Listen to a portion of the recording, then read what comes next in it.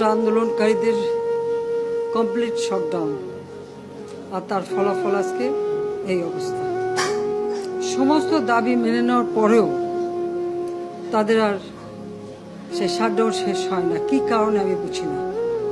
আমরা তো সম্পূর্ণ দাবি মেনে নিয়েছি, একটা মানলে আর একটা, আর একটা মানলে আরো একটা, আর এর ফল আজকে জ্বালিয়ে পুরে সব একদিকে সরকার, আর আজকে কত মানুষ জীবন হারালো, কতগুলি মানুষ পঙ্গু হয়ে যাচ্ছে, কতগুলি মানুষ। এবং ঠিক এই 2001 সালে এরকম তাণ্ডব বিএনপি জামাত জোট চালিয়েছিল।